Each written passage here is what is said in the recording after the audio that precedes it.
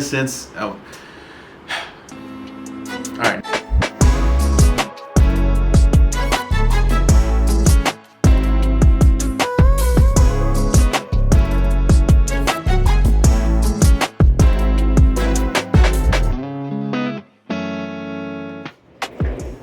Vlog looks a little different today, right?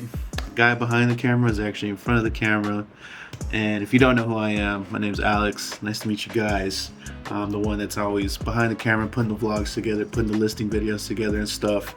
Today looks a little different, obviously, because nobody else is in front of the camera. It's me. Ruben, Eric, and Pablo are all out in Orlando for a prospecting conference. I'm not sure exactly what it is. There's a little bit of B-roll showing their trip. Yo, we made it! You already know, guys. Look, we're gonna get educated. Eric is gonna become the best office manager for City Insight Houston. Maybe the greatest. And then Pablo over here, you can't really see him because he has the Christmas hat on. But Pablo is gonna become the greatest recruiter to ever do it for City Insight Houston. And then your boy over here, maybe the greatest broker to ever exist. Yes, sir. City Insight Houston.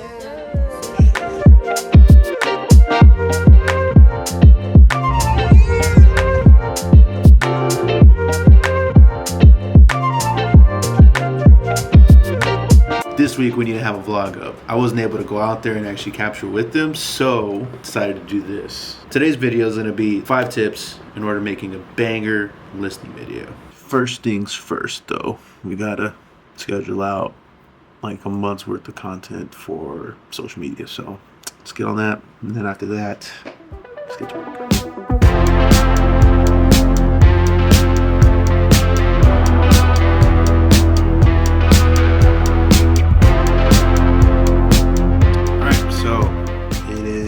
Now 12 o'clock-ish, and I've already uploaded everything all the way up until like the middle towards the end of February. So all the content is ready to be uploaded. It's going to be scheduled out. It's already just uploading by itself, so I have nothing to worry about. Nobody has pulled up to the office besides Shania.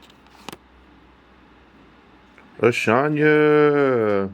And today I'm going to be sharing 5 tips that actually help your video look professional, feel professional, and almost make the viewer feel like they're in a whole nother world. Number 1 is pre-production planning. You want to get an idea of what you need to highlight. You want to get an idea of the certain things you definitely want to get on camera.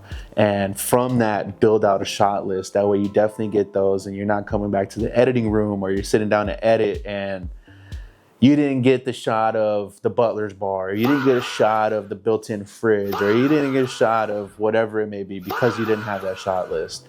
Creating a shot list just eliminates all second guesswork. It makes sure that you have all the necessary shots. And if you're there and you feel artistic and you feel like you want to try something out, definitely try it out, honestly, because you know, you have all these, what I call safe shots. You really want to go in and just get those safe shots, get those shots of the different things you want to highlight and make sure that you're going home happy instead of stressing out and hating your life while editing the video. Let's go ahead and jump into number 2, lighting and timing. Natural light at the end of the day is going to be your best friend for 2 reasons. 1, it's free, obviously. And then for 2, it's actually a really big selling point for a lot of these buyers and a lot of these people watching these videos, because nobody's going in there and being like, wow, this is really darker than I anticipated. No, they're very taken back by just how much natural light comes in. And that's one thing a lot of buyers actually keep in mind is, man, I love the natural light that comes in. I love the natural light that comes into the bedroom. Open up those blinds, open up the curtains if there's any, and just make sure there's as much natural light as coming in as possible. Also, as soon as you get to the listing, make sure you turn on all the lights in the house. It helps you get an idea of what you can use, what you can't use. If there's any bulbs that are, tungsten when they need to be daylight or vice versa. And you have an idea of what to keep turned off and what not, because having those 2 things clash doesn't really look good on camera, because lighting at the end of the day is the biggest difference in video. It makes something look cinematic or it doesn't make it look cinematic. Something may look normal, but if you just change the angle of the light or if you change the angle of the camera, it looks cinematic. So keep these things in mind. Number 3, to me personally, is like one of the biggest things that I always recommend to people is stabilization and movement. Nothing kills a listing video more than shaky footage. I hate going around a corner and then you see like a big grand reveal of the whole house or a big grand reveal of the whole living area, and then guess what? It's all shaky. So I highly recommend anybody who's starting to shoot these videos to get a gimbal, a stabilizer, or even just a handheld thing to keep your camera more still. I've seen these things go for 10, 15 bucks all the way up to 100, 200 bucks. My personal recommendation is, this goes across the board for everybody because you can make anything on your phone, is the DJI Osmo or Pocket or whatever it may be. The phone gimbal, essentially. I forget the name of it. I have it right here. Get you a phone gimbal, and this is gonna elevate your videos 10 times because the smoothness on this, the different shots you can get with this, is not just keeping it steady as you push in and pull out. Like, you can do the 360 movement. You can do a whole bunch of different things with these gimbals.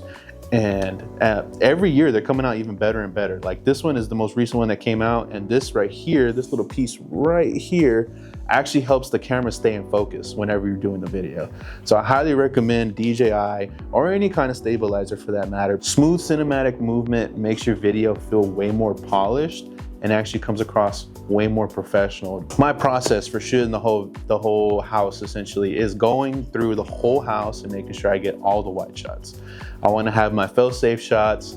That way, if I go into a space or if I'm highlighting a certain area in the video, I have that wide shot to cut to. But with those things that you want to highlight, you want to get some tight shots. You want to get some medium shots on those, showing details, showing the close-ups of like the granite or the backsplash or the different accents located throughout the house or whatever it may be.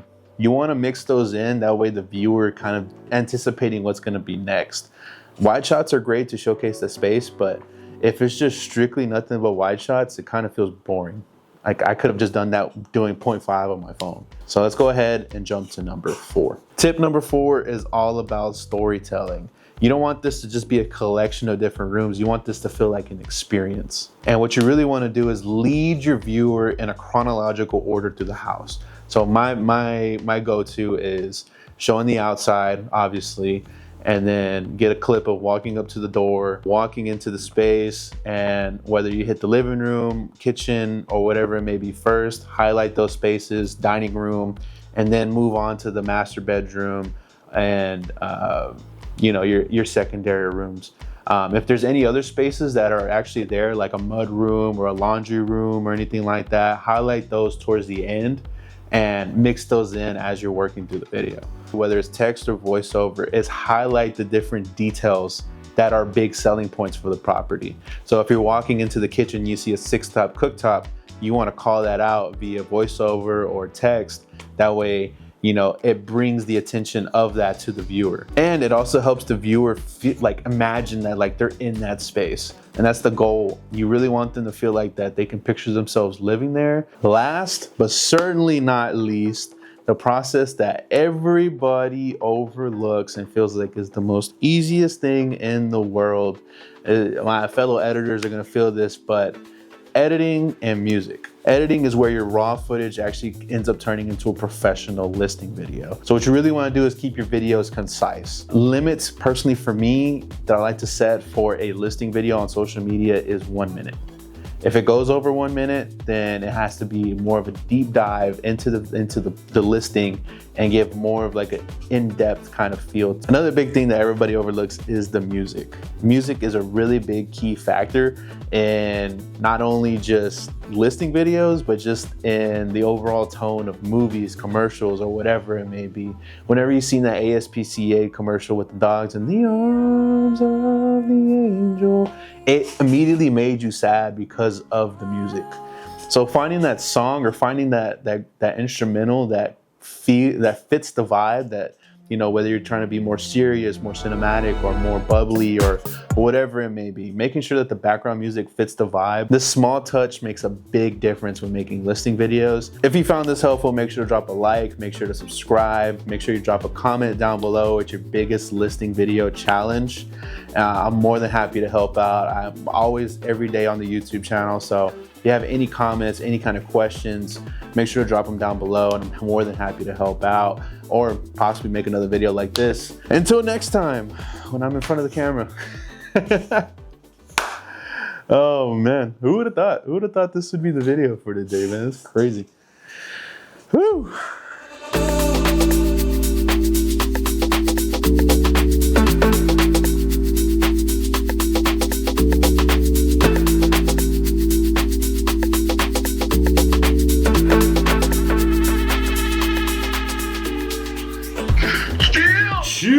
Yeah, I don't know if I should be making the vlog for this episode. I don't know what you guys captured or what, so. We didn't record anything, but that's